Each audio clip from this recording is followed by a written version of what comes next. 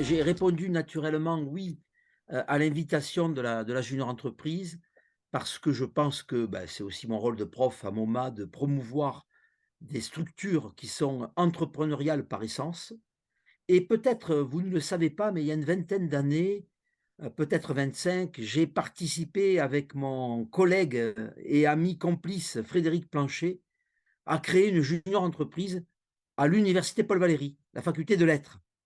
Et alors la faculté de lettres fait souvent parler d'elle au moment des grèves, des blocages, mais j'ai toujours considéré qu'il y avait dans cette université des masters, des formations de très haut niveau et on avait initié une junior entreprise et d'ailleurs un des présidents de cette junior entreprise est aujourd'hui le directeur général de la CCI de Montpellier, c'est monsieur Mohamed Affenich et c'était la première fois qu'on voyait une junior entreprise dans une faculté de lettres.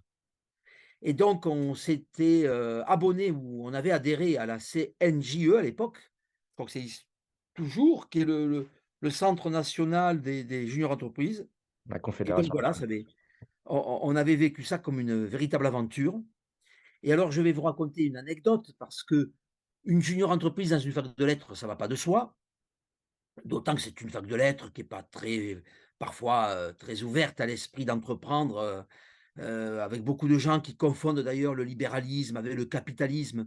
Vous remarquerez que souvent les gens, emploient les 2 termes comme si c'était synonyme alors que pas du tout. Le capitalisme, c'est une économie de grands groupes alors que le libéralisme, c'est une économie de PME et donc confondre une PME avec un grand groupe, c'est penser qu'un artisan ou un indépendant vit dans les mêmes conditions que Carlos Ghosn ou Jean-Pascal Tricoire, ce qui est une erreur et même une injustice. Mais je me souviens que quand j'avais eu ce projet, les étudiants syndiqués viennent me voir et me disent: «Ah mais monsieur Torres, vous êtes un prof qu'on apprécie, mais on va voter non parce qu'on est contre l'entreprise». Bon et je leur avais dit: «Mais vous savez, d'abord, une jeune entreprise, c'est une association à but non lucratif». Donc déjà le terme non lucratif les avait un peu rassurés et je leur avais dit: «Mais vous voyez, au lieu d'être des demandeurs de stage, vous serez des offreurs de compétences». Et donc, vous aurez inversé le rapport de force. Alors là, je me suis mis à parler comme un marxiste et du coup, ils ont dit: «Ah beh, dans ce cas-là, on va soutenir le projet» et puis un deuxième écueil, pendant que je présente le projet, j'ai un vieux prof de latin un peu réactionnaire qui me dit: «Mais je vois pas ce que vient faire une junior entreprise dans une faculté de lettres» et je lui avais rétorqué: «Mais vous savez, imaginons que demain» c'était à l'époque, vous savez, où on construisait le tramway à Montpellier. Et une semaine avant, on avait découvert des vieilles mosaïques de l'époque romaine, ou gréco-romaine, enfin un truc incroyable et je leur ai dit: «Mais imaginons qu'on fasse appel à vos étudiants pour traduire des vestiges écrits en latin. Comment ferait-il pour pouvoir se faire rémunérer en échange de ce travail, de cette compétence?» Eh bien, grâce à la junior entreprise, ils peuvent contractualiser, leur travail en échange d'une petite rémunération qui est à négocier. Et ça valorise aussi, les compétences de vos étudiants. Alors là, le professeur de latin avait compris immédiatement l'intérêt et donc il avait soutenu et voilà comment, un projet d'une entreprise était passé à l'unanimité, je m'en souviens, au conseil d'administration de l'université Paul Valéry à l'époque de la présidente, Michèle Veil, qui est décédée il n'y a pas très longtemps, donc je salue sa mémoire, à l'instant présent. Voilà, donc voilà pourquoi quand, la junior entreprise m'a contacté, j'ai immédiatement répondu: «Oui, je suis prêt à participer». Alors, je vais vous faire état rapidement de quelques résultats de recherche sur la santé des entrepreneurs, mais à cette fin, je vais, vous demander alors un instant, je vais prendre la main, donc il va falloir que je prenne la main sur, les slides que j'aimerais, projeter. Alors vous allez me dire si vous voyez ce que je souhaite projeter. Alors voilà, j'ai cliqué. Est-ce que vous voyez? En général, il y a un petit temps. Oui, c'est bon, on voit. La santé des entrepreneurs. Oui, c'est bon. Eh bien, parfait. Alors, rapidement, je suis un chercheur de terrain, j'aime bien, être en permanence, en contact avec les entrepreneurs, mais je n'en suis pas moins un universitaire. Donc d'où le 1er constat que je ferai, c'est, très peu de statistiques, notamment précises sur la santé des entrepreneurs. Ça, lorsque j'ai créé l'Observatoire Maroc il y a 14 ans, ça m'avait frappé. Je m'étais même amusé, sous forme de boutade, à dire qu'il y avait plus de statistiques sur la santé des baleines bleues que des entrepreneurs. Alors, les baleines bleues, c'est une espèce en voie de disparition, mais alors les entrepreneurs, il n'y avait rien. Et alors, pourquoi il n'y a rien? Parce que l'universitaire aime bien souvent le pourquoi. Mais quand on est en entrepreneuriat, on aime bien le comment, hein. Eh bien, c'est que la médecine du travail a été inventée pour les salariés et je dirais même pour les ouvriers. Et vous avez là Louis Vuillermet en 1840 qui, a écrit un ouvrage remarquable qui est le tableau de l'état physique et moral des ouvriers de l'industrie du lin et dénonçait les conditions de travail à l'époque. Nous sommes sous Louis-Philippe, en pleine révolution, industrielle pour la France qui va je dirais, s'accélérer avec Napoléon III qui suit et donc, on voit bien qu'à ce moment-là, il y a ce que Marx et Engels vont également dénoncer, des formes de paupérisation croissante dans le monde ouvrier. Ce sont pour la plupart des anciens paysans qui ont quitté leur domicile familial pour aller vivre dans les zones urbaines, très souvent dans des conditions d'insalubrité terribles. Et donc, des hommes éclairés ont dénoncé tout ça. Et ils avaient raison de dénoncer tout ça. Mais vous comprenez qu'à l'origine, la santé au travail, c'est l'affaire des salariés. Je dirais même c'est l'affaire des dominés. Or, l'entrepreneur, c'est le dominant. Donc, du coup, il a été un peu exclu, je dirais, de tout ça. Et la deuxième raison que j'aime bien évoquer, c'est, vous voyez ici, ce n'est pas Nosferatu, c'est Joseph Schumpeter, qui est un économiste que tout étudiant en entrepreneuriat connaît, peut-être même reconnaît. C'est cet économiste qui a été peut-être parmi les premiers, peut-être pas parmi les premiers, parce que si on regarde François Guizot, si on regarde bien d'autres économistes, Adam Smith quelque part, qui prône l'économie de marché, donc une économie avec l'atomicité d'un grand nombre de PME, ils en avaient déjà parlé, mais Schumpeter, c'est l'auteur central en entrepreneuriat parce qu'il nous dit en gros que ce qui fait la force d'un pays, ce n'est pas l'État, ce n'est pas la grande entreprise, mais c'est l'innovation. L'innovation, il y a l'entrepreneur. Donc, quand on lit Schumpeter, j'y reviendrai par la suite, eh ben, on voit bien qu'il considère que l'entrepreneur, c'est un leader, un gagnant, un battant, un winner. Et donc, c'est de l'idéologie du leadership. Et donc, si vous voulez, vous avez d'un côté, je reviens en arrière, la santé au travail, c'est le camp des dominés, et vous avez l'entrepreneuriat, c'est le camp des dominants. Donc, du coup, ça a produit, je dirais, une absence de considération, de dialogue entre la sphère des entrepreneurs, des dirigeants et la sphère de la santé au travail. Et tout l'objet du travail que nous avons conduit maintenant depuis quelques années, c'est justement de faire pénétrer ces deux patates-là pour les faire dialoguer et poser les questions de la santé au travail des entrepreneurs. Donc voilà, ça a été le premier point. Alors le deuxième point que je voulais évoquer, c'est, je vais prendre un exemple et je vais vous demander, vous qui m'écoutez, de participer. En tout cas, pour ceux qui n'ont jamais suivi mes cours. Je vais prendre des exemples qui vous montrent à quel point la santé d'entrepreneur est un élément important. Vous avez tous entendu parler de la mort de Steve Jobs. Hein, je rappelle que Steve Jobs, c'est le fondateur avec Steve Wozniak de ce qu'on a appelé Apple, et ce qu'on appelle aujourd'hui encore Apple, qui est une des plus grandes aventures industrielles du XXe siècle, de la fin du XXe siècle. Bon, est-ce que vous vous souvenez, alors 2011, pour la plupart d'entre vous, vous étiez bien jeunes, mais est-ce que vous vous souvenez quand on a, et je pèse mes mots, 30 secondes plus tard, l'action Apple, elle a perdu combien? Alors peut-être que certains dans le chat, n'hésitez pas à poser des questions dans le chat et je demande à Mathis Mas Dupuis, de me donner les réponses au fur et à mesure que vous écrivez dans le chat. Comme ça sera peut-être plus simple. Alors, est-ce que vous pourriez me dire le pourcentage de la baisse de l'action d'Apple quand on apprend la mort de Steve Jobs, qui est un entrepreneur emblématique? Alors, allez-y, je vous demande de répondre, de me donner des pourcentages. Et Mathis, donnez-moi les réponses au fur et à mesure. Bien sûr, je vous dirai ça dès que ça arrive. On a Lucas Cruz qui nous dit 50%, D'accord, première réponse. Les autres, Romain 35%, 35. Lia qui nous dit 10%, Ah, c'est les enchères qui baissent. Hélène qui nous dit plus de 100%, Ah, ça sera compliqué. Anya qui nous dit 40%. Oui, Moi, je dirais environ 60-70% pour ma part. très bien. Alors, je ne vais pas faire durer plus longtemps le suspense. Voilà la réponse. Moins de 1%. Moins de 1%. L'action a perdu 0,23%. 0,23.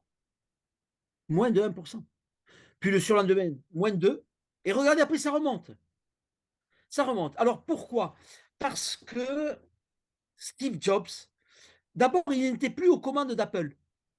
Il avait déjà passé la main.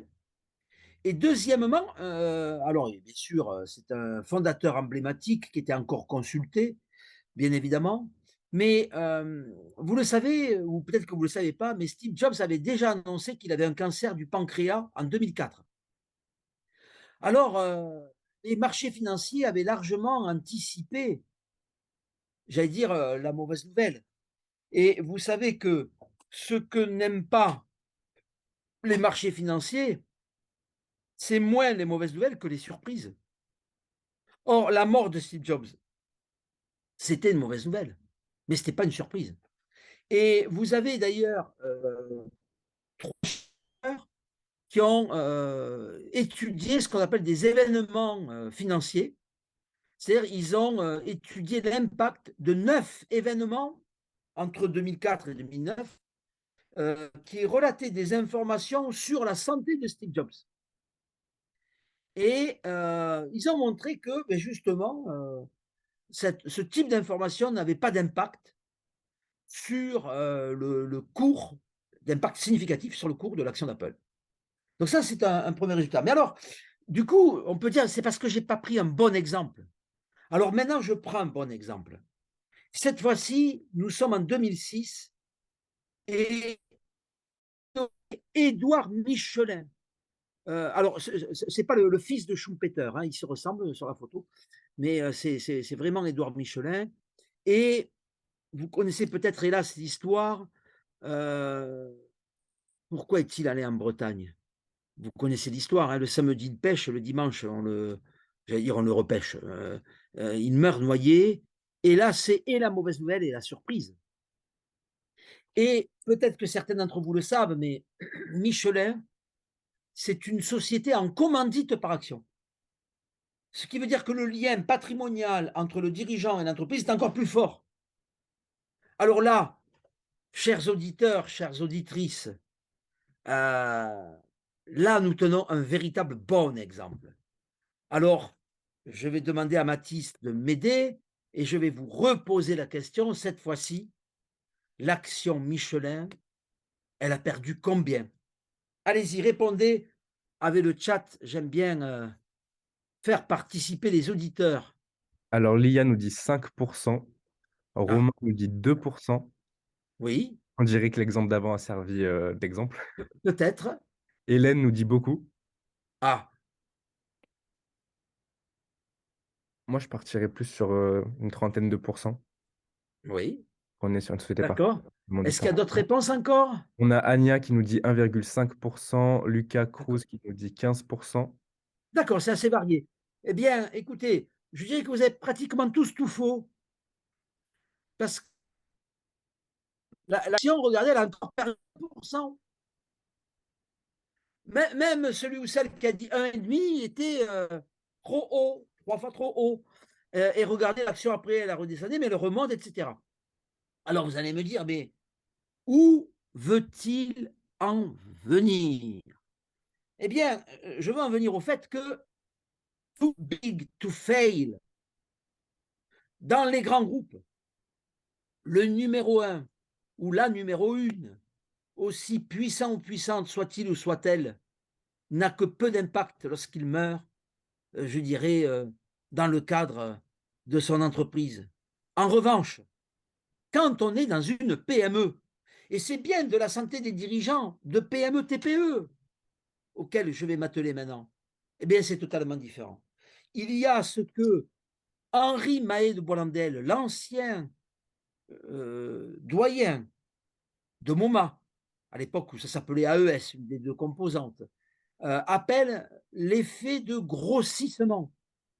Hein, la théorie de l'effet de grossissement, c'est l'idée qu'un phénomène qui peut apparaître anodin peut devenir cataclysmique dans une PME. Ce qui peut paraître anodin dans un grand groupe. Hein. La perte d'un client, pour un grand groupe comme Renault, ils ne s'en rendent même pas compte. Par contre, la perte d'un client pour une PME sous-traitante, ça peut être du jour au lendemain 20-30% du chiffre d'affaires en moins. Vous comprenez? Donc là c'est effectivement extrêmement pénalisant. La démission d'un salarié. Moi, si demain je démissionne de l'éducation nationale, le ministre de l'Éducation ne va même pas s'en rendre compte. Alors que dans une PME de 5 salariés, si vous avez un salarié qui quitte la boîte, vous avez 20%, c'est arithmétique, de l'effectif qui s'en va. Donc là, ça pose énormément de problèmes. Hein. Donc je prends même un dernier exemple. Là où vous avez, il y a 4 ans, Christophe de Margerie, à minuit à Moscou, accident d'avion mortel. Il était le PDG de Total. Eh bien, regardez encore les chiffres. Je dirais même quand on apprend sa mort, l'action a monté pour redescendre un peu. Le roi est mort, vive le roi, pourrait-on dire. Euh, et donc, le roué est mort, vive le roué, comme il disait même à l'époque du Moyen Âge. Donc, on se rend bien compte que dans les grands groupes, c'est la santé du dirigeant n'est pas un sujet. Et quand là, c'est un risque de faillite. Hein. Oui, vous avez vu Benoît Hamon juste avant. En fait, il avait repris dans une tribune parce qu'on avait fait une conférence. Repris je dirais même, il m'avait pompé mes exemples en toute impunité dans une tribune pour dénoncer le fait que ces grands patrons qui ont des grands salaires, finalement, quand ils meurent, ça n'a pratiquement pas d'impact. Donc, il partait de ça pour dire qu'il ne fallait pas les surpayer. Mais voilà, ça, un petit... Donc, non, quand un patron de PME meurt, non, non, c'est un risque de faillite. Hein. Et là, je vous renvoie aux travaux de certains auteurs qui l'ont montré très, très clairement. Voilà. Donc, je dirais que mon premier propos, c'est de dire, voilà, la santé des entrepreneurs, c'est un sujet hyper important, mais surtout en PME. Et si je devais résumer ma première proposition, premier message, c'est que le capital santé du dirigeant, retenez cette phrase, hein, c'est le premier capital immatériel de la PME. Mais permettez-moi de mettre en rouge le mot PME. Parce que parfois dans les médias ou sur les réseaux, on reprend ma phrase, le capital santé du dirigeant, ou même on me l'a fait dire. Hein, on me fait dire que le capital santé du dirigeant, c'est le premier capital immatériel de l'entreprise. Je n'ai pas dit de l'entreprise. J'ai dit de la petite entreprise. Parce que vous avez compris que ça ne marche pas dans la grande. Donc je ne peux pas englober mon propos comme s'il était général. C'est surtout dans les PME. Alors après, pourquoi s'intéresser aux PME? Tous les étudiants qui m'ont eu à MoMA le savent. Les PME, c'est 99% des entreprises en France. Vous entendez? S'il y avait un chiffre plus éloquent que tout, c'est celui-ci qu'il faut retenir. Les PME, c'est 99,84% des entreprises en France. C'est vous dire que des grands groupes qui ont plus de 5000 salariés, il y en a 272. Des ETI, il y en a 5 000 et tout le reste des 3,2 millions d'entreprises, ce sont des PME. Donc, c'est la raison pour laquelle les PME sont partout. Ce sont même celles qui font vivre une grande partie de la France, hein, plus de 50% du PIB. Mais la santé de ces hommes et de ces femmes qui ont créé des boîtes, eh bien, on a tendance à ne pas s'en occuper. Voilà un premier point. Il y en a trois que je voulais évoquer ce matin. Est-ce que vous avez des questions à me poser? Vous pouvez me les poser par chat et Mathis me fera. Et puis, si vous n'avez pas de questions, vous dites non, c'est bon, un truc comme ça pour qu'on sache ne pas attendre trop longtemps et passer à la suite. Lia nous dit que c'est bon pour elle.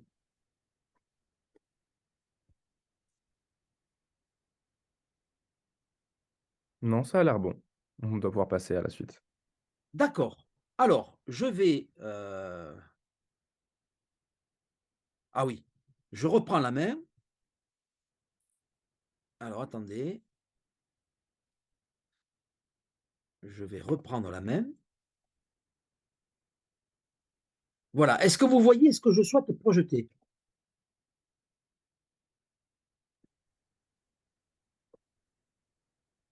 Oui. Oui, on voit. Oui, c'est Voilà. bon. Voilà, parfait. Alors, attendez, je vais le mettre en mode, hop, en mode écran, c'est mieux.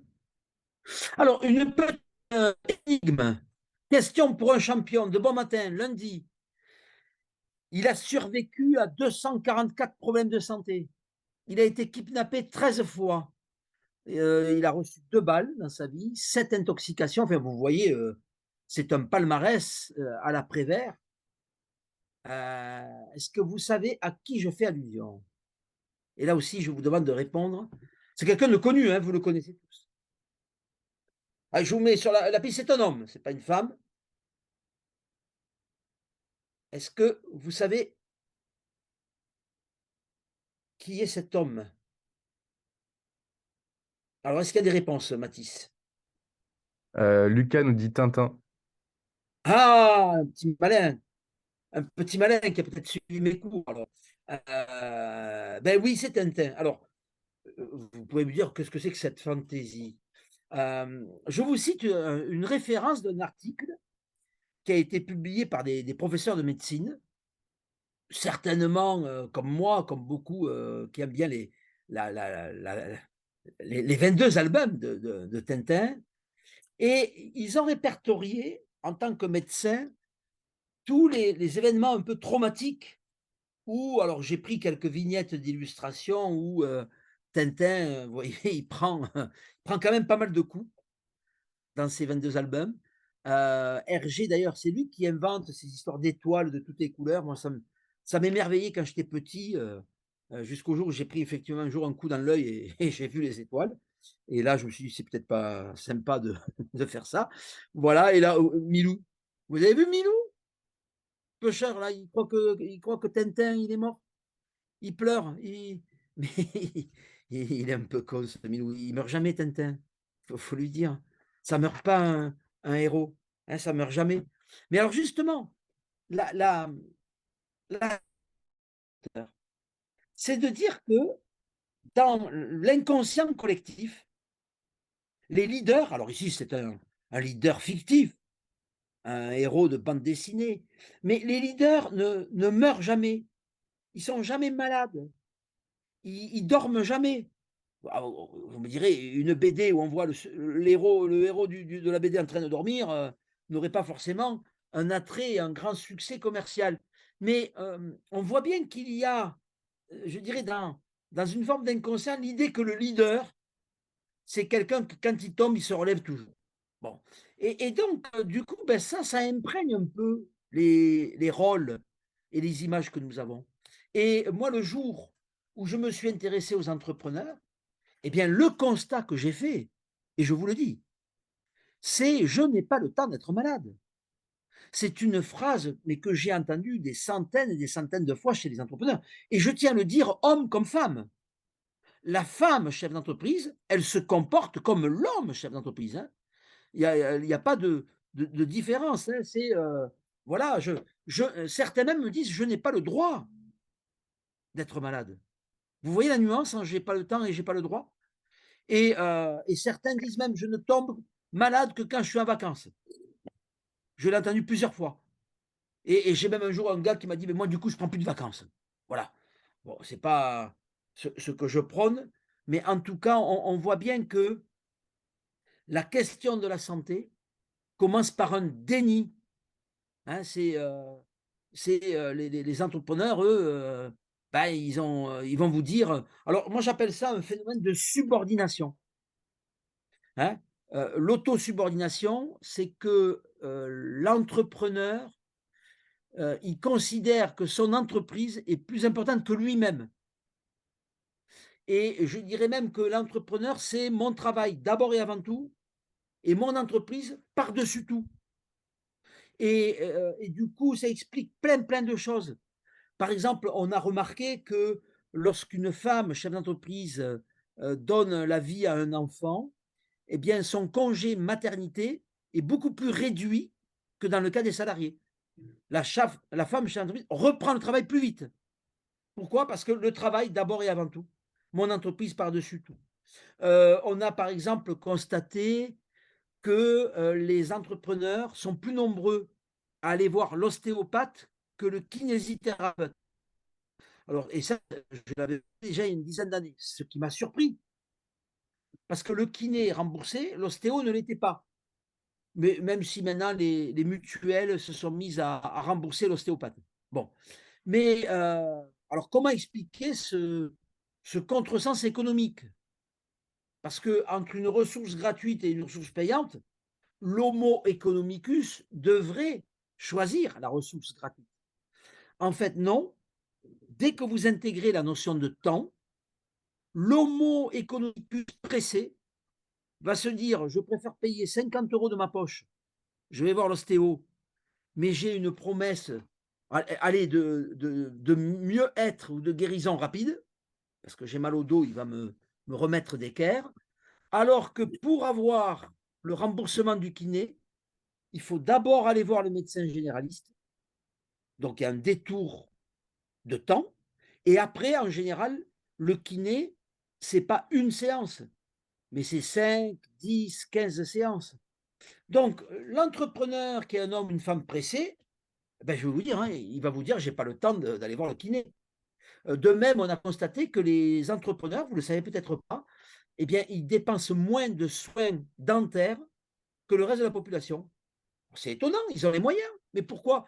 Mais aller voir le dentiste pour faire un, 2, 3, 4 séances, me détartrer les dents et cetera. Oh là là, j'ai pas le temps, je suis tout le temps dans la boîte. Voilà. Et ça, mais j'en ai plein des résultats comme ça, hein. C'est un phénomène de subordination. Et d'ailleurs, je porte à votre connaissance, un résultat là aussi. Nous avons posé la question à des centaines et des centaines d'entrepreneurs. Diriez-vous que votre travail et votre entreprise sont des éléments essentiels de votre existence? Vous entendez, hein? Eh bien, 85 des entrepreneurs sont d'accord avec ça. Ils disent: «Oui, oui, moi et mon entreprise, ce sont des éléments existentiels, essentiels à mon existence». C'est très, très fort, hein? Et on a posé la question également à des centaines et des centaines d'agriculteurs. Eh bien, la réponse est 88, c'est encore plus fort. Alors 85, 88, on est dans les mêmes zones, hein. Mais je crois que l'attachement à la terre fait que les agriculteurs sont encore plus attachés, à leur exploitation, agricole. Et d'ailleurs, pour ceux qui le veulent, vous pouvez me retrouver ce soir. Je suis invité par France 3 région, de 18h30 à 19h. Je vais participer à une émission, c'est pour ça qu'après je vais partir sur Toulouse, sur la santé des agriculteurs. Parce que nous avons mis en place avec Amaroc un dispositif qui s'appelle Amaroc e-santé. Aujourd'hui, vous avez un service de santé au travail sur 3 qu'il a mis au point, je vous le montrerai après. Et là, on est en train de se développer dans l'agriculture. Voilà. Alors, le constat, c'est: j'ai pas le temps d'être malade. Quels sont les résultats qu'on a mis en évidence? Eh bien, je dirais que pour moi, ça a été une énigme, mais sachez que les dirigeants sont plutôt en bonne santé et plutôt en meilleure santé que le reste de la population. Donc, j'ai quelques chiffres là rapidement. Ils ont une meilleure santé perçue. Hein. Lorsque moi j'avais fait une étude avec Malakoff, Médéric à l'époque, eux, ils avaient des statistiques pour les salariés. Nous, pour les dirigeants, on avait comparé. Meilleure santé perçue. Autre exemple, ils sont moins déprimés, les dirigeants. Hein. Ils ont plus la niaque, si vous voulez. Hein. Autre exemple, ils sont plus toniques. Voilà, être dirigeant, c'est regardez, il y a 14% des salariés qui disent non, non, je suis jamais patonique et ils sont 31%. Hein. Donc, on voit bien que nos dirigeants sont beaucoup plus toniques. Euh, Autre élément, ils ont beaucoup moins le musculo-squelettique. Hein. Aux salariés, ils ont mal aux jambes, moins mal à la tête, moins mal au dos, même si le mal au dos est peut-être un des TMS les plus fréquents chez les dirigeants. Hein. Et surtout, regardez ce tableau, ils ont une moins forte morbidité. J'avais fait une comparaison avec Biostatem, qui était une petite société qui travaille dans l'épidémiologie. Et on avait comparé notre échantillon épidémiologique marocain avec la population générale. Et si vous prenez l'exception du diabète, hein, le diabète, c'est en haut, c'est là, effectivement, vous avez. Alors, attendez, il faut que je dépasse Ah, comment je peux faire, moi, pour. Hop, attendez, voilà. Voilà. Donc, le diabète est plus fort chez les indépendants, mais c'est l'exception. Pour tout le reste, ils ont moins d'asthme, moins de bronchite chronique, moins d'allergies, moins de dépression, moins d'AVC. Enfin, l'AVC, c'est pas significatif. Moins d'ulcères, etc., etc. Donc, voilà quelques chiffres. Et alors, un dernier point, qui est le Graal, la longévité. Alors, la longévité, c'est quand même l'élément le plus important, hein, parce que c'est la vie, le nombre d'années. Eh bien, avantage légèrement supérieur à la moyenne de la population française pour les agriculteurs, artisans, commerçants, chefs d'entreprise. Alors après, vous me direz, oui, mais est-ce qu'on peut mettre dans le même sac un agriculteur, un artisan, un commerçant, un start-upper, etc. Je vous réponds, non, vous avez raison. Mais vu que les travailleurs non salariés ne représentent que 10% de la population active, j'ai remarqué qu'en épidémiologie, ils sont tout le temps ensemble, parce qu'il n'y a pas assez d'effectifs. Mais de vous à moi, je considère que les agriculteurs et les artisans se rapprochent peut-être plus des ouvriers, les commerçants des employés ou des cadres moyens et les chefs d'entreprise des cadres supérieurs. Hein. Mais globalement, il y a un léger avantage, qu'on soit homme ou femme, pour les travailleurs non salariés. Donc, je dirais que le résultat, c'est que, allez, je vous donne un résultat d'abord, c'est qu'entreprendre, c'est bon pour la santé. Et être à son compte, c'est bon pour la santé. Et que les chiffres que j'ai pu ressasser ici ou là sont plutôt en faveur des travailleurs non salariés. Ça, c'est quand même un résultat, moi, qui m'a préoccupé, enfin, de manière positive. Figurez-vous que j'étais parti sur une hypothèse inverse. Lorsque j'ai commencé à m'intéresser sur la santé, moi, je me suis intéressé à un sujet tabou dont on ne parle jamais, on en parle un peu plus aujourd'hui, c'est le suicide. J'avais été frappé par le suicide de certains entrepreneurs. Et j'avais écrit une tribune dans Le Monde sur l'inaudible et l'inavouable souffrance patronale. Donc j'étais parti plutôt, vous voyez, avec un biais pathogène.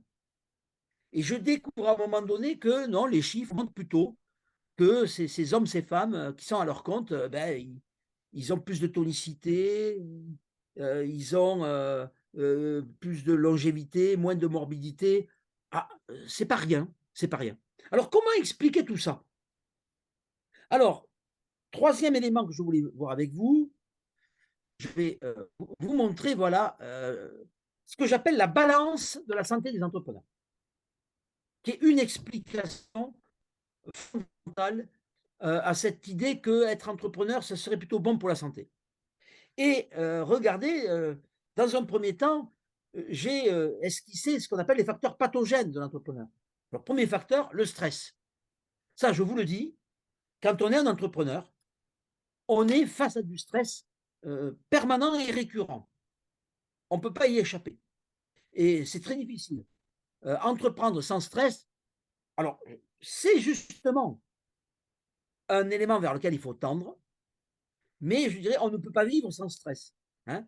Alors, j'ai même moi des dirigeants qui me disent: «Mais vous savez, il y a un bon stress et un mauvais stress». C'est un autre débat, mais ça n'existe pas. Je suis désolé, hein, mais il y a pas de bon stress, hein. Le stress n'est pas bon pour la santé. Toutes les études épidémiologiques qui calculent le stress et qui calculent la santé montrent, effectivement qu'il y a un lien de causalité de manière négative. Donc le stress est pathogène. En revanche, ce que je dois vous dire, c'est quand on regarde le lien entre stress et performance. Ah, alors là, c'est différent. Parce qu'effectivement, le lien stress-santé, plus c'est du stress et moins bonne est ma santé. Par contre, le lien stress-performance, c'est une courbe en cloche. C'est-à-dire qu'un peu de stress ou un stress moyen, ça augmente ma performance. Mais après, bien sûr, trop de stress, ça devient même nuisible pour la performance, hein. Mais vous prenez, je vais prendre un exemple. Vous prenez hier le match Montpellier contre Clermont. Une fois de plus, une fois encore, nous avons gagné. Bon, et je me fais un grand plaisir d'aller à Toulouse tout à l'heure parce que nous les avons dépassés. Voilà. Et donc, j'imagine que Stavagnier, j'imagine que Wai, j'imagine que Lecomte, que tous les joueurs, quand ils rentrent dans le terrain, ils sont stressés. Vous avez un joueur sans stress, il va rien donner. Et pendant l'épreuve, ils sont en hypervigilance, hyper concentrés, hyper tendus. Donc, c'est nécessaire pour avoir une performance. Tous les sportifs vous le diront. Mais heureusement que les joueurs ne passent pas leur vie et tous les jours à être dans un match à forte intensité. Parce que sinon, ils iraient à la rupture. D'ailleurs, déjà, ils se blessent, mais ils iraient à la rupture, hein. Donc, alors pourquoi d'ailleurs, pourquoi les dirigeants sont si nombreux à dire qu'il y a un bon stress et un mauvais stress? C'est par rapport à ce phénomène de subordination que j'ai évoqué. Ils sont tellement focalisés sur leur travail et leur entreprise que quand ils disent que le stress est bon, il faut entendre le stress est bon pour la performance de mon travail, pour la performance de mon entreprise. Vous comprenez? Mais par contre, si on les ramène à la raison et qu'on leur dit attention, à un moment donné, si vous allez trop loin dans cette question de stress, vous risquez de mettre en péril votre santé et votre santé, c'est le premier capital immatériel de votre entreprise. Là, il y a vraiment un travail pédagogique à faire, hein. Et je le dis à Hélène qui nous écoute ou à d'autres qui travaillent un peu dans le coaching des entrepreneurs, il faut bien les sensibiliser à ça, parce que si le stress était si bon que ça, moi je vous donne un conseil, stressez vos clients, stressez vos salariés. Non, stressez vos conjoints, conjointes. Non, non, le stress, c'est pas bon pour, pour la santé. Mais par contre, il y a cette ambivalence avec la performance. Et comme ils sont rivés sur la performance et qu'ils ont tendance à s'oublier, ils ont tendance parfois à pousser un peu trop loin le curseur du stress. Non, la bonne théorie, c'est stress choisi, stress subi, hein. Le stress subi, c'est quand je suis à la gare, que j'apprends qu'un train est bloqué, ben là, je suis un peu embêté, je suis contraint. Le stress choisi, c'est moi à l'instant où je parle. Les étudiants de la junior entreprise m'ont proposé d'intervenir ce lundi matin, alors que j'aurais pu rester chez moi, plus tranquillement. J'ai accepté, donc je suis en stress, mais parce que j'ai accepté, je suis en stress choisi. Et la nuance, et là on l'a mesuré, c'est que les deux types de stress ne sont pas bons pour la santé, hein. Trop de stress subi, trop de stress choisi, ça finit par être délétère. Mais, la différence, et c'est pour ça que je vous l'introduis, c'est que le stress choisi, lui, il génère de la satisfaction au travail. Or, la satisfaction au travail, c'est un facteur qui atténue les effets délétères du stress sur la santé. Donc, le stress choisi, c'est pas bon, mais avant que les effets négatifs se fassent vraiment durement sentir, on peut en emmagasiner pas mal, hein. Et là, je vous le dis, les entrepreneurs ont plutôt du stress choisi que du stress subi. Deuxième facteur auquel sont confrontés les entrepreneurs, la solitude. Alors ça, s'il y a des entrepreneurs qui nous écoutent, je leur dis toujours: syndiquez-vous, allez au MEDEF, allez à la CPME, allez à l'U2P, et si les syndicats patronaux ne vous plaisent pas, allez au CJD, allez au DCF, allez au réseau Entreprendre, allez à 60 000 rebonds ou à Second Souffle, peu importe. Mais ne restez pas seul, hein. Ou prenez un coach. Être coaché aujourd'hui, c'est quelque chose de très positif. Et moi-même, d'ailleurs, dans le cadre de la présidence de l'observatoire que j'ai quelqu'un que j'appelle tous les samedis matins, 1 heure, pour lui faire un petit état de ce que j'ai fait. Il me renvoie, effet miroir. Ça me fait énormément de bien et ça me permet de progresser. Donc ça, je ne saurais trop vous le recommander. Troisième facteur, l'incertitude du carnet de commandes. Ben ça, vous pouvez vous en douter, c'est la caractéristique de l'entrepreneur, hein. Moi qui suis fonctionnaire, je connais mon salaire dans 1 an ou dans 10 ans. Quand on est à son compte, on est sûr de rien, hein. Et je dirais, dernier point, surcharge de travail et tension du temps, hein. Les entrepreneurs sont de très loin, je ne le dirai jamais assez, sont de très loin les plus gros travailleurs de France. Ils travaillent en moyenne 52 heures, alors que les salariés français travaillent 36 heures en moyenne. Source Eurostat 2019. Mais vous vous rendez compte? 36, 52. Ce qui veut dire que quand on est à son compte, on travaille 16 heures de plus par semaine. C'est quand même colossal. Et je le dis aux étudiants, hein, qui sont intéressés par l'entrepreneuriat, attention, sachez que physiologiquement, il y a, je dirais, une tension au travail, des exigences beaucoup plus fortes que quand on est salarié ou fonctionnaire. Après, vous voyez, je ne suis pas en train de dire que les fonctionnaires sont des feignants, hein, je le suis moi-même. Et, mais quand même, hein, ce n'est pas la même dose de travail. Alors, si je m'arrêtais là, ben, je vous ai dépeint un environnement de travail de l'entrepreneur qui est presque catastrophique. Mais regardez ce qui est écrit en vert. Et peut-être que pour la première fois, vous apprenez ce mot, salutogène. C'est un terme qui a été inventé par un chercheur israélien qui s'appelle Antonovsky et qui dit, dans les années 80, c'est récent, hein, quand on s'intéresse à la santé, on est toujours négatif, c'est pathogène. Mais il y a peut-être des facteurs positifs et il invente le terme salutogène, c'est-à-dire des facteurs qui génèrent de la bonne santé. Alors, quels sont les principaux facteurs? Je vous les livre. Premier facteur, hyper puissant, la maîtrise de son destin. Un homme ou une femme qui a cette croyance que s'il réussit, c'est grâce à lui ou à elle, et que s'il échoue, c'est à cause de lui ou à cause d'elle. Eh bien, figurez-vous que ça, c'est bon pour la santé. Par rapport à ces hommes et ces femmes qui ont toujours une excuse, c'est jamais de leur faute, hein. Ça, c'est un facteur, les psychologues appellent ça le locus of control interne. Mais je traduis. Deuxième facteur, l'estime de soi. L'estime de soi est un facteur salutogène. Je vous le dis, dans la vie, il vaut mieux s'aimer que se détester. Et d'ailleurs, des fois, les gens qui se détestent, ils ont tendance à détester les autres, hein. Le monde est pourri et moi avec. Non, non. Et sachez que ça, alors, ce sont des traits de personnalité, mais ça se travaille, hein. On peut être amené à modifier son estime de soi. Et parfois, c'est l'aide des autres. C'est justement l'écoute. Ça peut être un des rôles du coaching. Ça peut être un des rôles des réseaux dans lesquels vous êtes, hein. En général, quand on a des amis, les amis, ils vous soutiennent. Ah, ils ne sont pas là que pour vous critiquer. En général, les amis qui passent leur temps à vous critiquer, au bout d'un moment, je vous le dis, prenez la tangente, hein, parce que ce ne sont pas des amis, hein. Troisième élément, l'optimisme. Les optimistes vivent mieux et plus longtemps que les pessimistes. On pouvait s'en douter, mais c'est fait. Et puis après, le sens de la cohérence.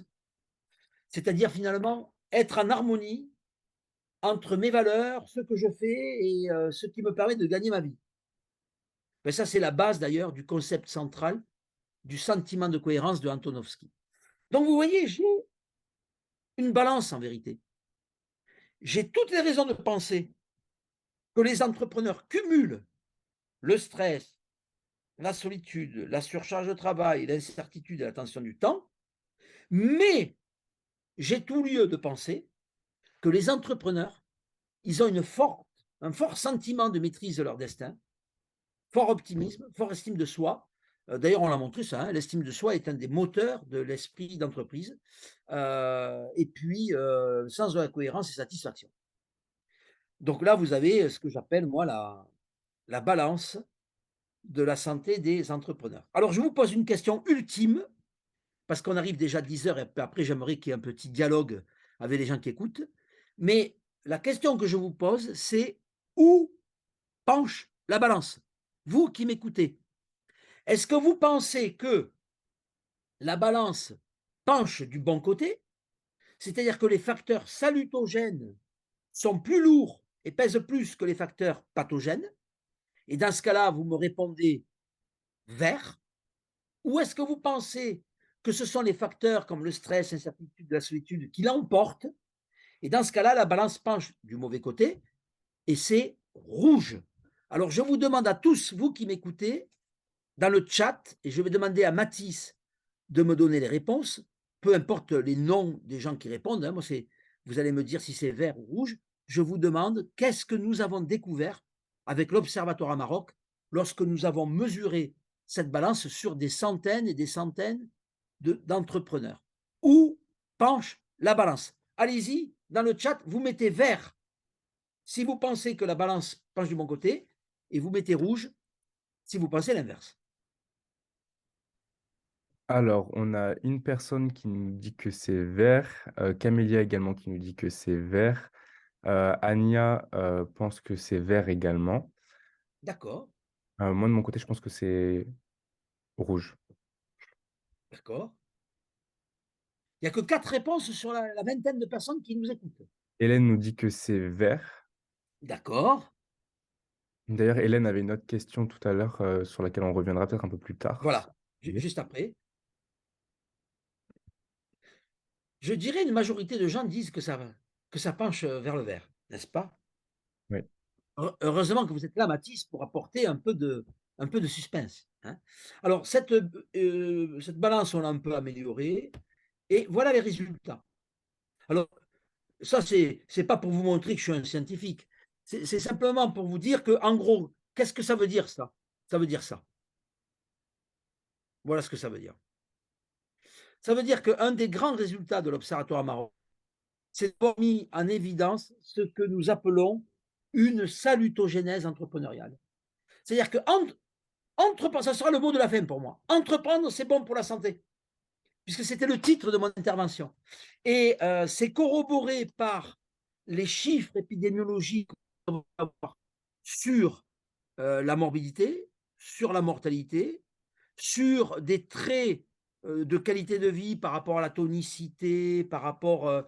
Le seul grand bémol, il y a un grand bémol chez les dirigeants, si vous voulez, on en parlera après, c'est le sommeil. Là, avec Florence Guiliani, quand on a comparé la qualité du sommeil des entrepreneurs avec la qualité du sommeil des salariés, là, je peux vous dire qu'entreprendre, ce n'est pas très bon pour le sommeil, parce qu'ils ont tendance à réduire leur temps de sommeil. Alors pourquoi? Ben, pour la raison que j'évoquais, la subordination.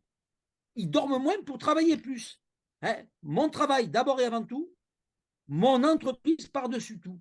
Les entrepreneurs ont un rapport existentiel à leur entreprise. Voilà le mot de la fin.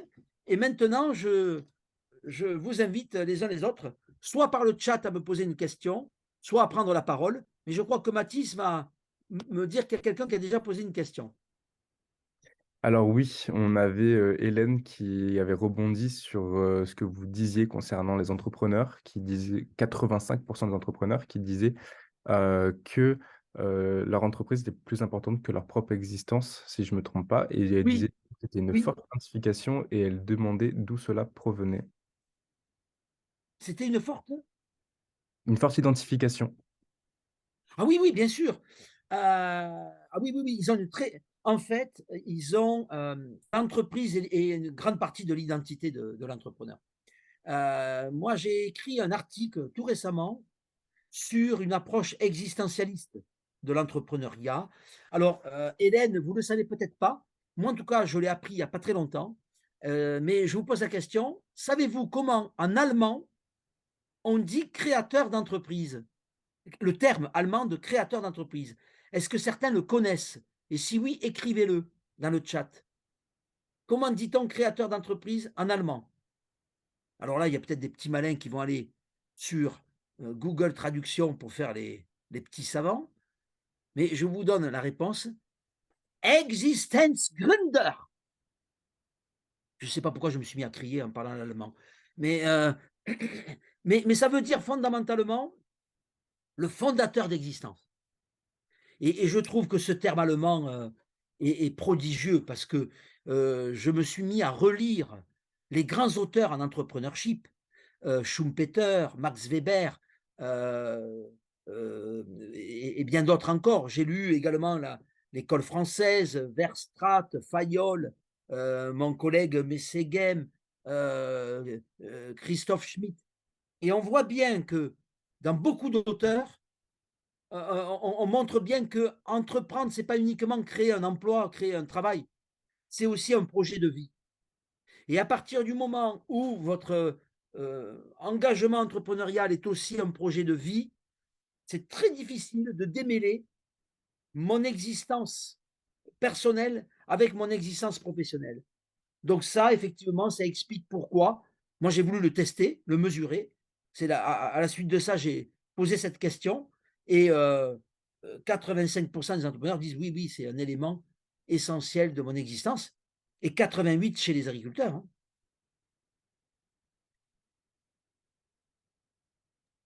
Très bien. Alors, je ne sais pas si j'ai répondu à votre question.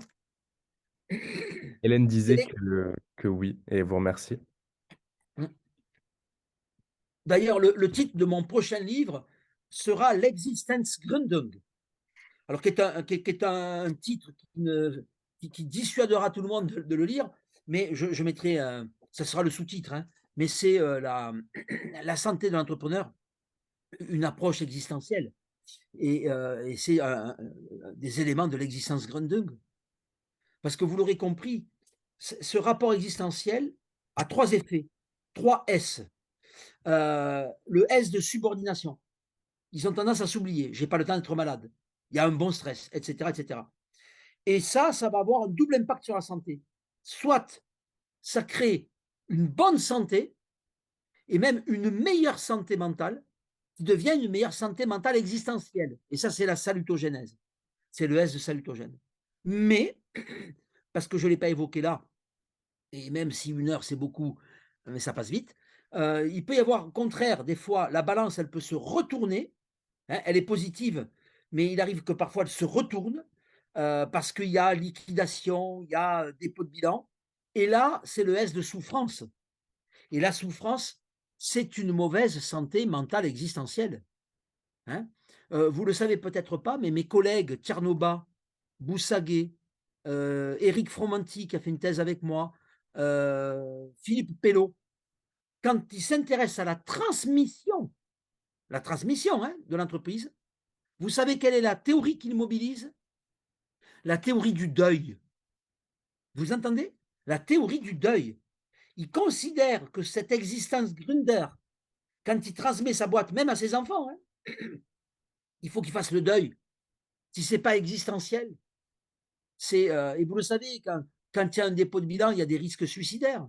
C'est pour ça qu'à Maroc, d'ailleurs, c'est spécialisé. Nous, aujourd'hui, on détecte, on a un dispositif qui se propage partout.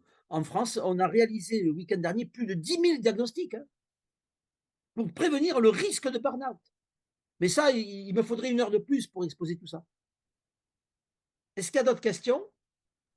Oui, Camille me demande, si tout ce que vous dites peut correspondre à un dirigeant, enfin tout ce que vous dites correspond à un dirigeant de PME, et de TPE autant qu'un dirigeant de grosse entreprise. Alors, d'abord, je n'ai pas étudié les dirigeants de grandes entreprises. Je pense que les dirigeants de grandes entreprises sont des gros, gros travailleurs, encore plus qu'en PME. N'oubliez pas que Christophe de Margerie il meurt, c'est minuit à Moscou, il prend l'avion pour rentrer à Paris. Alors, il aurait pu dormir à Moscou, il rentrait le lendemain. Donc, s'il est rentré, c'est parce qu'il avait une réunion certainement le lendemain. J'ai lu le livre de Christian Streff à l'époque où il était à la tête de Peugeot, et on apprend dans son livre qu'il passait son temps qu'à travailler, le week-end compris. Donc, les dirigeants des grands groupes sont certainement les plus gros travailleurs de France. Alors après, leurs salaires sont, comparés à un patron de PME, j'aime bien ce chiffre, hein. Un patron de PME en moyenne, c'est 60 000 € par an. Un patron du CAC 40, hein, c'est 2,3 millions. 60 000 €, 2,3 millions. Donc vous voyez, il y a pas de commune mesure. C'est pour ça que je ne confondrai jamais le capitalisme avec le libéralisme. Je confondrai jamais une PME avec un grand groupe, hein. Mais, en revanche, ces dirigeants du CAC 40, pour la plupart, ne sont pas des fondateurs. Ce sont, Carlos Ghosn n'était pas propriétaire de Renault. Jean-Pascal Tricoire n'est pas propriétaire de Schneider. Ce sont des salariés de très haut niveau. Donc quand même, je dirais que le patron patrimonial, qui correspond vraiment à beaucoup de PME, est très, très différent dans le cas de la grande entreprise. Moi, j'aurais une question, c'est, parce qu'on sait que beaucoup de PME et de TPE ne durent pas sur le long terme. Oui. Est-ce que c'est en lien avec la santé des dirigeants ou est-ce que c'est plutôt en lien avec des conditions de marché ou autre? Alors les 2, c'est d'abord des conditions de marché. D'abord des conditions de marché, hein, c'est-à-dire qu'il y a beaucoup de PME qui périclitent parce qu'elles ne sont pas rentables, elles ne sont pas productives, elles n'ont pas trouvé leur clientèle, hein. Mais, j'avais interrogé un président du tribunal de commerce, et je travaille d'ailleurs, hein, avec Yves Lelièvre, qui a été président du tribunal de commerce à Versailles, avec Christian Debec, qui a été président du tribunal de commerce de Paris.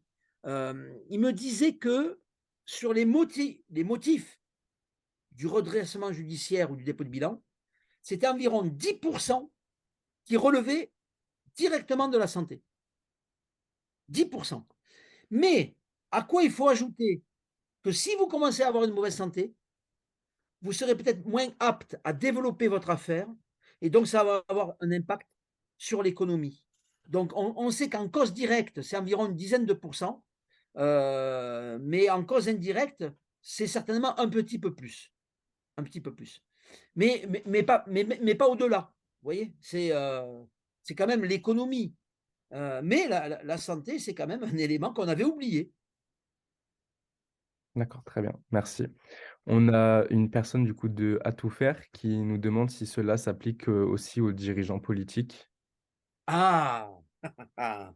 Alors là, merci de votre question parce que je rêve de mener une étude épidémiologique comme je l'ai faite sur les patrons de PME, sur les maires. Parce que vous savez que nous avons 36 000 communes et que, les théories que nous portons, nous les PMistes, en disant qu'on ne gère pas une PME comme un grand groupe.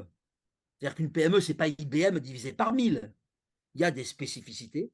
Eh bien, je pourrais vous dire, et vous n'en serez pas surprise, que le maire de La Vérune, le maire de Saint-Jean-de-Védas, et encore Saint-Jean-de-Védas, ça devient quand même intéressant, mais le maire de Saint-Julien de Pérolas ou de Saint-Jean de Cucul, ben, il n'a pas les mêmes conditions de travail que le maire de Montpellier, d'Orléans, de Dijon, et encore moins de Paris. Vous voyez?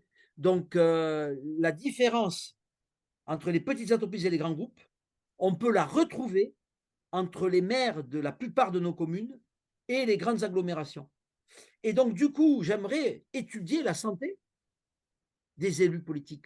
Parce que je pense qu'ils ont un rapport, et peut-être que c'est un danger d'ailleurs, hein, mais ils ont un rapport parfois existentiel à leur commune, à leur mandat.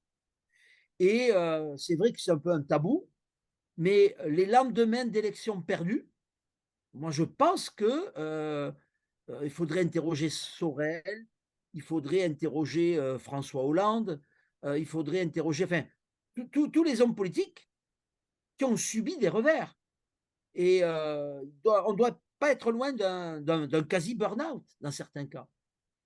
Donc oui, oui, j'aimerais alors je j'aimerais m'intéresser, mais il faut que je rentre en contact avec David Linard, qui est le maire de Cannes, qui est le président de l'association des maires de France.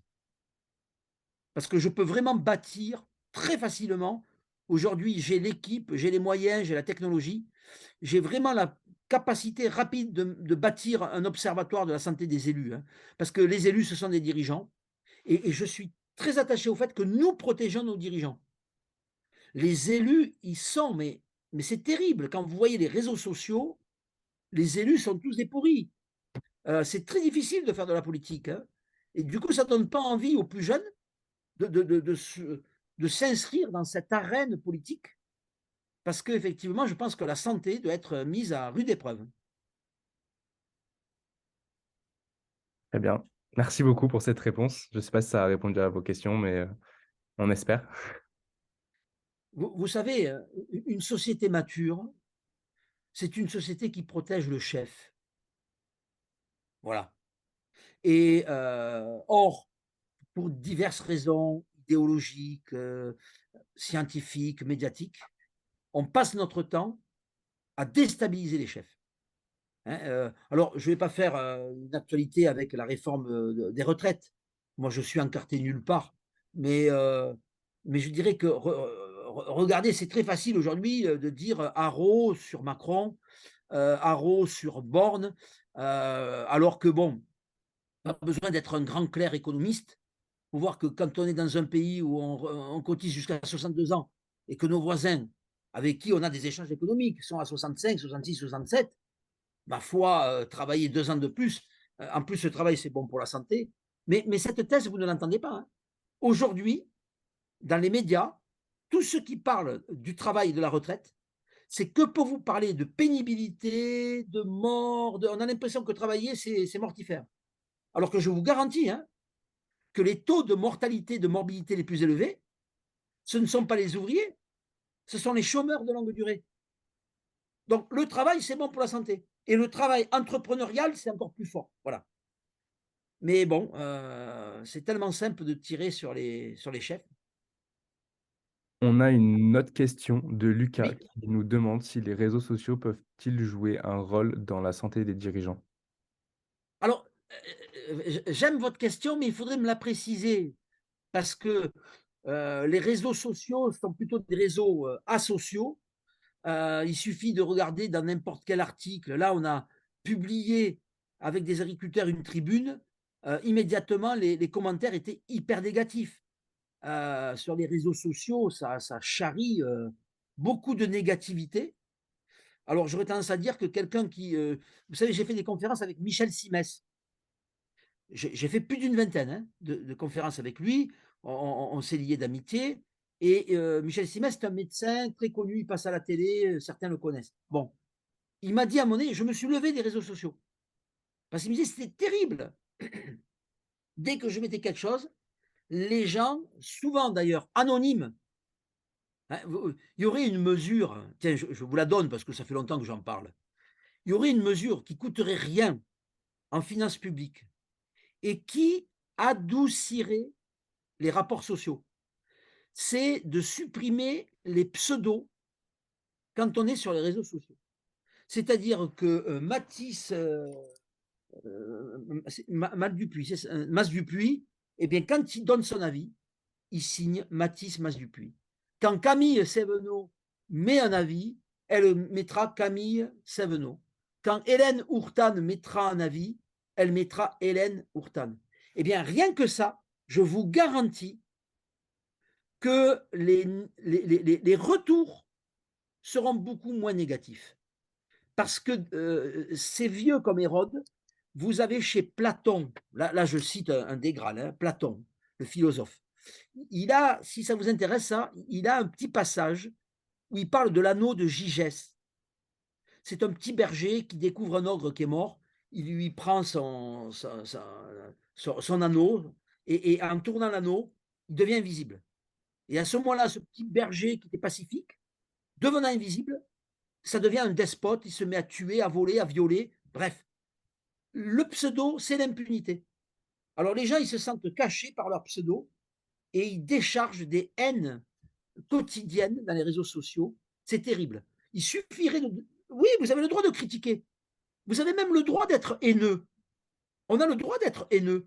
Mais en mon nom, je dis, voilà, ça, ça me plaît pas, ça me dégoûte, mais j'assume mon nom. Mais avec des pseudos, bah, moi, ça serait une mesure qui vraiment serait pas compliquée à mettre en œuvre. Hein. Mais bon, peut-être qu'un jour, on y arrivera.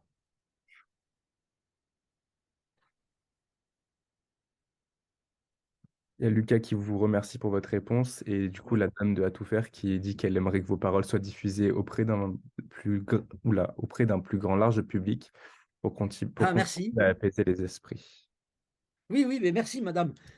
J'ai cette chance, vous savez, les étudiants ne connaissent de moi que les cours en amphi, mais j'ai d'autres vies et je passe mon temps à traverser la France de part en part. Je serai demain à Grenoble pour donner une conférence, à la CCI et comme je disais avant que certains se connectent, j'étais il y a 10 jours à Brest, il y a 15 jours, 3 semaines à Rouen et j'ai cette chance de faire des conférences, alors des fois devant 50 personnes, des fois devant 100, des fois devant 200. Mais à chaque fois, les entrepreneurs m'encouragent, hein, à aller de l'avant. Donc merci pour votre encouragement et je ne me contente pas de théorie, même s'il n'y a rien de plus pratique qu'une bonne théorie. Ce que je vous ai dit, nous l'avons mis dans un dispositif où aujourd'hui on a créé ce qu'on appelle un stressomètre et un satisfactomètre de l'entrepreneur, donc pathogène et salutogène. On diagnostique la balance. Si la balance est positive, on dit à notre entrepreneur, c'est très bien, continuez comme ça. Et si elle est négative, là, nous enclenchons un test de dépistage du burn-out. Et si les réponses atteignent un niveau d'alerte, alors là, on déclenche ce que j'appelle une main tendue. Et sachez que on a 55% des mains tendues qui sont des mains saisies. Et une main saisie, c'est mieux qu'une main tendue.